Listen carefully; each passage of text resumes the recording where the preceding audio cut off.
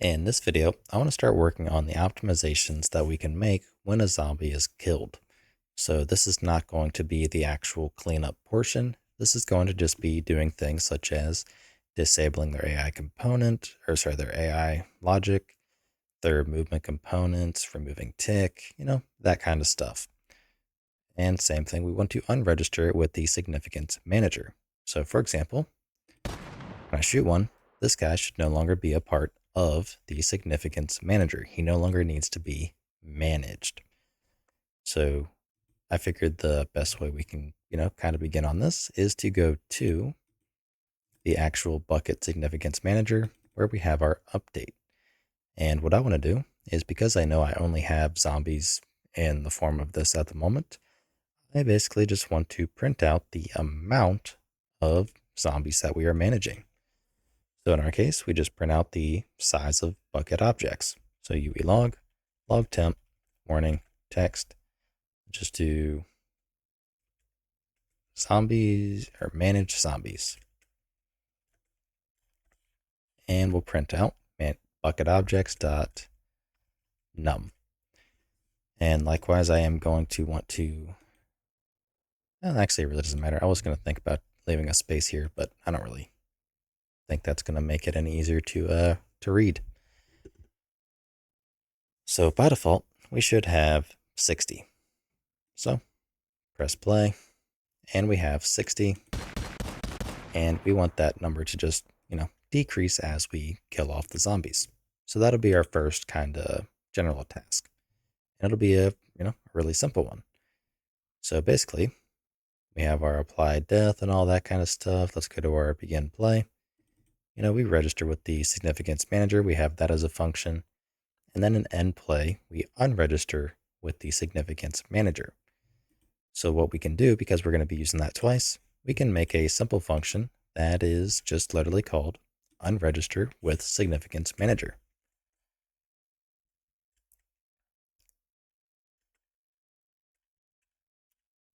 All right. Then we can just copy and paste what we have in end play over to here. So then we replace the call in end play to unregister with significance manager and go down to on death, and we'll do basically that exact same thing. So we're unregistering, from the world subsystem. Let's go ahead and also unregister with the significance manager. And I kind of want to move this logic more so up to the top. Okay. And once we have that, close out of the editor, recompile, and relaunch. And we should see that number decrease with every zombie being killed. Okay. Once we are back in the editor, go ahead and press play and kill some. So we have 59, 53, 47, so on and so forth. Now, something I'm a little bit curious on, just because I don't entirely know, is this post significance about the B final. CV log temp, warning, text, B final. And we'll just do %d B final. Because I'm curious is if B final will return true when we actually unregister it from the manager. So you don't really need to follow along with this. This is just more so I'm curious. So B final is 0. And when end play runs, actually B final is 1. So that makes me think that at some point or another in one of these frames, B final will actually be 0. And this would definitely be a lot easier, B1. And this would be a lot easier if I only had, one zombie. So I'm going to just remove a lot of them for testing. So let's try this really quick. So we have 1. There we go. We kill him really quick. And B final is 1. Okay. So that does work roughly how, at least from what I've heard, it's supposed to. So basically, B final will be true if this is, the last run, so to speak, of, well, everything. So we can do additional cleanup in here. We can, set a LOD, all that kind of stuff. So it kind of is just up to us if we want to use it. For right now, I'm not too worried about it. But what I do want to do is take our movement component and I want to stop ticking on it entirely. So get movement component, set component tick enabled. We're going to set that to false. And that'll just stop the movement component from running any logic because it's no longer actually in use at this point. So next up, we want to go ahead and basically get the AI controller. So what we can do is simply, well, if we really wanted to, we could destroy it, but get AI controller, or not get AI controller, sorry, get controller, and destroy it. At that point, I am curious as to what will happen with the state tree. So I'm going to run the live coding, and I just want to, see kind of what happens there, make sure everything actually works, and what the odds are that, nothing crashes. Okay, so no crashes so far. I want to delete all the zombies except for one, and I want to actually view the state tree.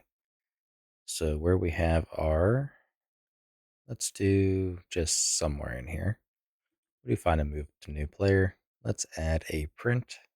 So we'll add the print string task, and I'll just leave it at print string. Okay, so manage zombie one. Actually, it's probably not all that wise to just have that be spamming.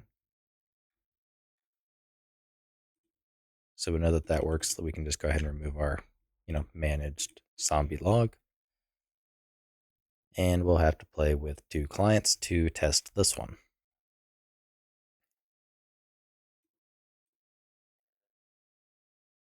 Okay, we have that. Let's do two clients. We'll do a listen server. So you can see print string is running and we kill him. Okay, so we do get a crash. Let's see exactly where.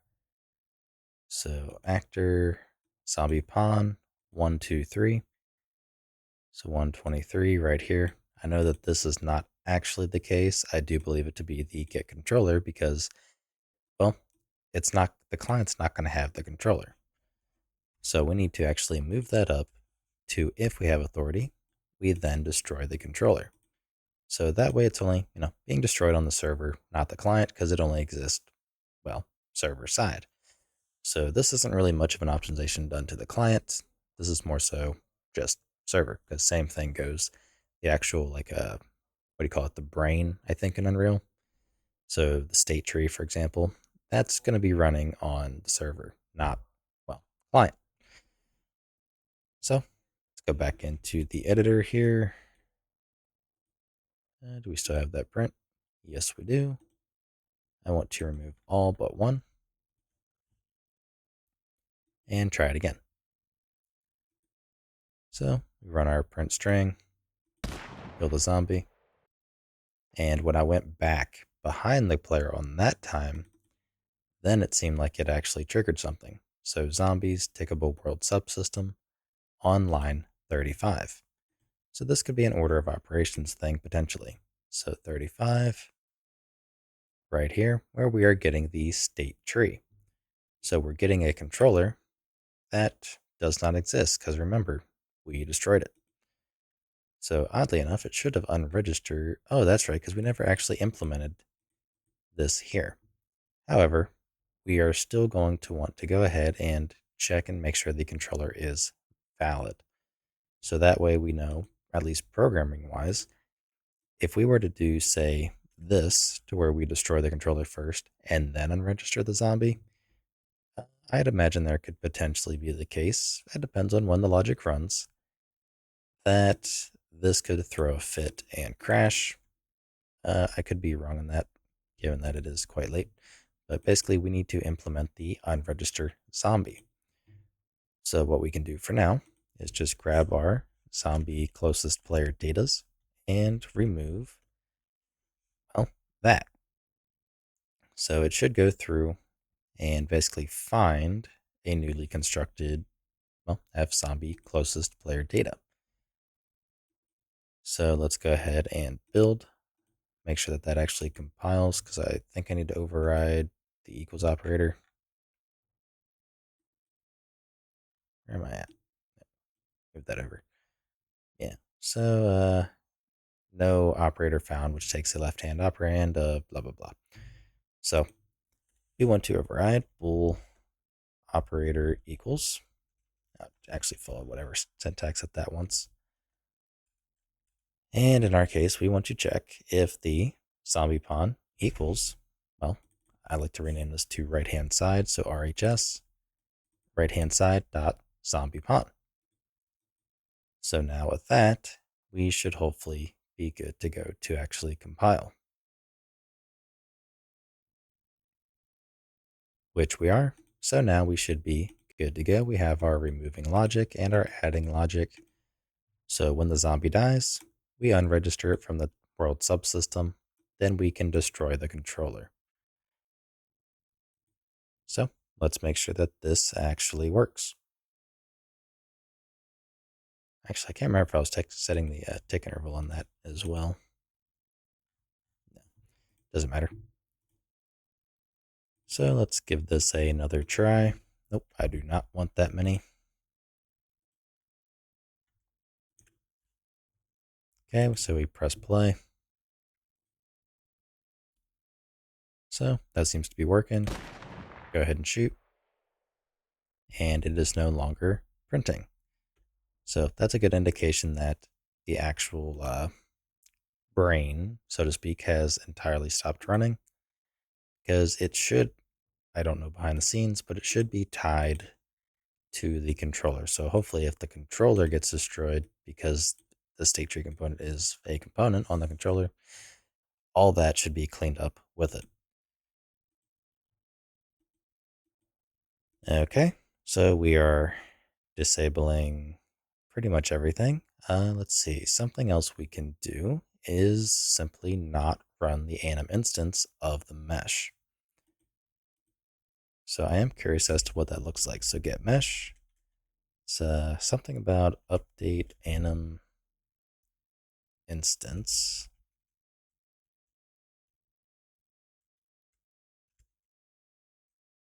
So there's needs update, enable update animation. Let's set that to false. I haven't done that before, but this should pretty much stop the anim instance entirely just from running. So we can test that as well. So I'm going to go back to one client, shoot them. Okay. Now I'm going to load up the anim instance and just do some basically spamming the log. So this here. So we'll do a print string. And my hope is we stop getting prints. Actually, let me tie that into the delta seconds. Is that we stop getting prints once we kill the zombie. So I shoot, and we stop getting prints like so. So that terminated the anim instance logic from running. So that is most things disabled. The only thing we have to worry about next would really be disabling the simulation of physics.